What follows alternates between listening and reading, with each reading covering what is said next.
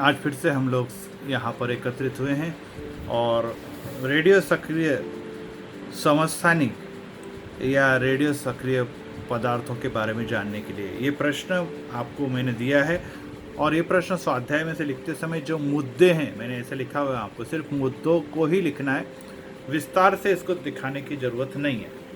तो अब ये होते क्या है इसके बारे में हम लोग जब जानने के लिए यहाँ पे एकत्रित हुए, तो इसमें मैंने आपको बताया कि औद्योगिक क्षेत्र में इसका उपयोग कैसे होता है, कि रेडियोग्राफी में होता है, अर्थात दोष पता लगाने के लिए, मोटाई जानने के लिए कि किसी भी पतरे को कितनी मोटाई को हमें बनाना है वो देखने के लिए, रंग जो है ये विशिष्ट रंग ये दिखाते हैं। और साथ में जैसे रात के समय आपको बताया कि जो सूचना देने वाले जो तख्ते या पटल होते हैं वो, और सिरेमिक वस्तुओं की निर्मित है। दूसरा है इसका प्रमुख उद्योग कृषि क्षेत्र में, कि जो कुछ पौधे होते हैं जो अधिक उत्पादन देने के लिए आवश्यक होते हैं, उनके लिए अच्छे क्वालिटी के बीज भी होने जरूरी है। और इस प्रकार से बीज की निर्मित करने के लिए उसमें कुछ जनुक और गुणधर्मों में परिवर्तन करने की आवश्यकता होती है, और ये रेडियो सक्रिय किरणों की सहायता से किए जाते हैं। नंबर 2, कोबाल्ट 80 नाम के जो समस्थानिक होते हैं उसके द्वारा खाद्य परीक्षण, मतलब खाद्य में मिलावट है, अशुद्धता है, क्वालिटी कैसी है, ये भी जांच किया जाता है। साथ में प्याज आलू में अंकुर ना है। सभी लोग जानते हैं कि प्याज में हरे हरे रंग के कोम निकल जाते हैं, फिर वो खाने लायक नहीं रहते, वो फेंक देनी पड़ती है।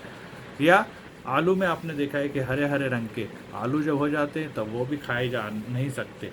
तो ऐसे अवस्था में क्या करना जरूरी पड़ता है कि उनके अंकुरों को हमें रोकने के लिए रेडियो सक्रिय पदार्थों का इस्तेमाल किया जाता है। हम काट के फेंकेंगे तो कुछ नहीं होगा, वो हरे ही होंगे और वो ख़राब भी होने वाले। लेकिन रेडियो सक्रिय पदार्थों का उस पर अगर हम प्रहार करेंगे तो उनके अंकुर देने की प्रक्रिया रुक जाती है। उसके अलावा विभिन्न फलों के या फसलों के संशोधन में स्ट्रॉन्शियम 90 नाम का जो रेडियो सक्रिय समस्थानिक इसका इस्तेमाल किया जाता है चिकित्सा शास्त्र, मतलब कि ऑपरेशन के क्षेत्र में। अभी इसके अंदर लाल रक्त के कणों की अगर शरीर में मात्रा बढ़ गई तो फास्फोरस 33 की सहायता से इसका उपचार किया जाता है।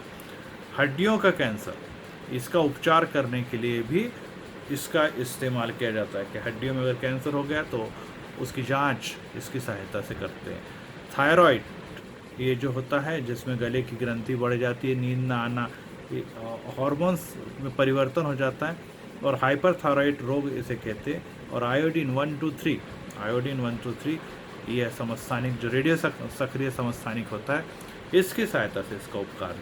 मस्तिष्क में ट्यूमर, मस्तिष्क में अगर हमारे सिर में अगर कोई गांठ आ गई तो उसको भी निकालने के लिए या उसको जलाने के लिए भी इस प्रकार के रेडियो सक्रिय पदार्थों का इस्तेमाल किया जाता है। तो इस प्रकार से औद्योगिक क्षेत्र में जाइए, कृषि क्षेत्र में जाइए या चिकित्सा क्षेत्र में जाइए, ये महत्वपूर्ण योगदान रेडियो सक्रिय पदार्थों ने किया हुआ है। लेकिन ये भी जान लेना जरूरी है कि ये घातक भी हानिकारक भी है। जितना आप जानते हैं कि किसी भी सिक्के के दो पहलू होते हैं, एक अच्छा होता है तो दूसरा बुरा भी होता है।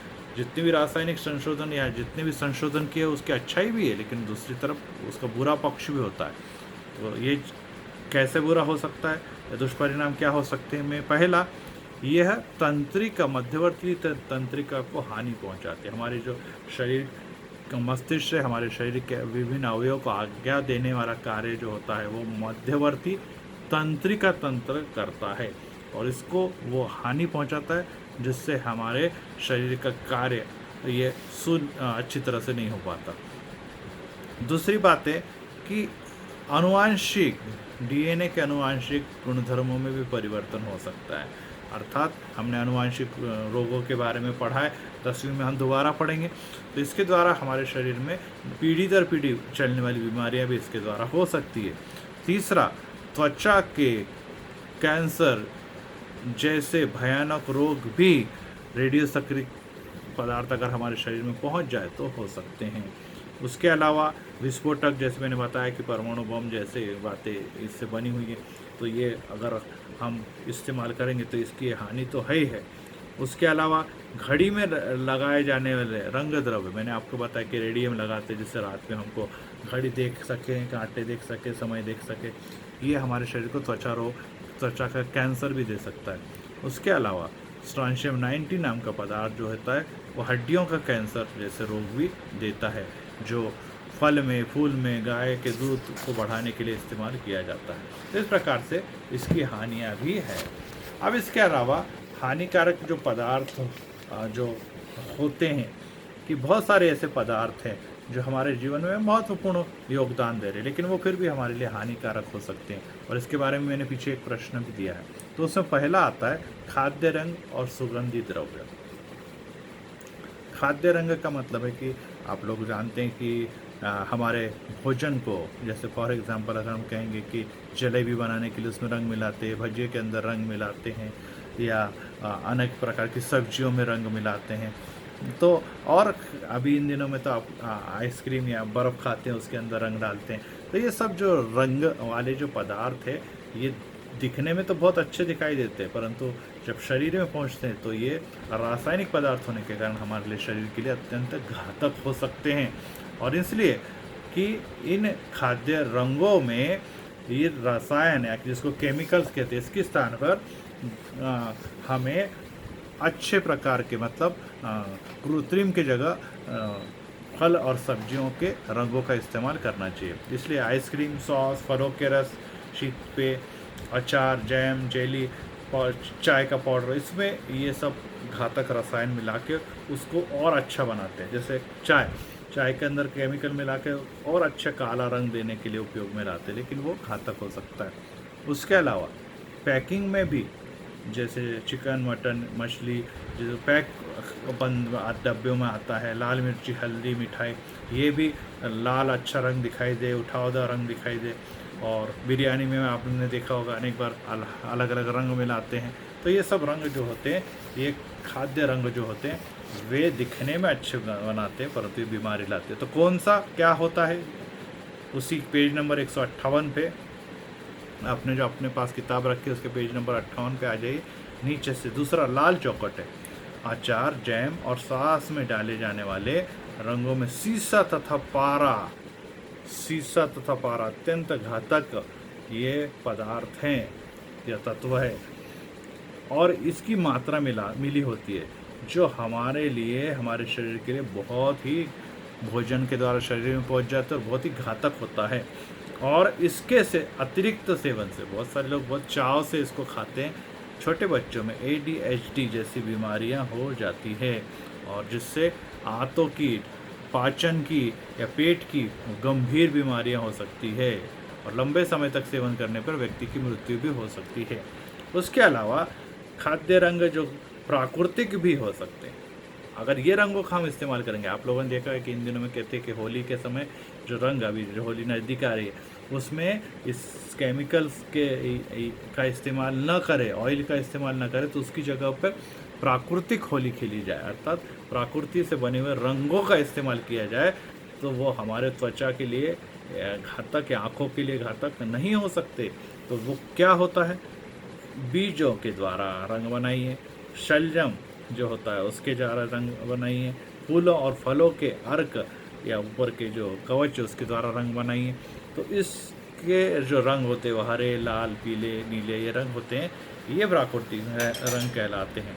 लेकिन टेट्राजीन, सनसेट येलो, हेक्सेन, एमीटोन जैसे रंग कृत्रिम रंग होते हैं, और इसके अति सेवन से या त्वचा में लगने से गंभीर बीमारियों का भी सामना हमें करना पड़ सकता है। तो इसलिए इससे हमें बचना है। दूसरी डाई, बालों को लगाने वाला रंग, आपने देखा है कि अनेक जो महिलाएं वो मेहंदी लगाती है, लेकिन कुछ लोग जो है वो डाई का इस्तेमाल करते हैं। डाई का मतलब होता है कि काला रंग जो है वो बालों को लगाया जाता है, और ये जो रंग होता है, ये जो डाई होते हैं, ये बहुत हानिकारक होता है। कुछ लोग देखा है आप लोगों ने कि काले अच्छे सुंदर बाल है, उनका भी रंगहीन बाल बना देते, सफ़ेद कर देते, लाल कर देते, हरे कर देते हैं। और ये सब रंगीन बाल बनाने के लिए भी किसका इस्तेमाल करेंगे, डाई का इस्तेमाल करते हैं। और ये जो डाई होते हैं ये पानी में घुलनशील व तेल में अघुलनशील होते हैं, और ये एक बार लगा दिया जाए तो ये रंग काफ़ी दिनों तक पक्का बैठ जाता है। इसके लिए उसको रंग बंधक कहते हैं। मतलब आप लोगों ने कई बार देखा होगा कि सफ़ेद साड़ी में अलग अलग प्रकार के डाई लगाकर उसको सुंदर डिज़ाइन दी जाती है। तो इस प्रकार से ये डाई का इस्तेमाल करते हैं। तो इसका इस्तेमाल न करते हुए जड़ों से, पत्तियों से, फूलों से, छालों से, बीजों से, फफूंद और इससे अगर उपयोग डाई बनाई जाए तो वो काफ़ी फ़ायदेमंद हो सकती है। और अगर हम ऐसा नहीं करेंगे तो वो आने वाले दिनों में हमारे लिए घातक सिद्ध हो सकती है। तो यहीं पे हम रुकते हैं। आने वाले दिनों में हम और डाई के बारे में और बचे हुए प्रश्न के बारे में देखेंगे। कुछ प्रश्न के उत्तर मैं आपको भेज रहा हूँ।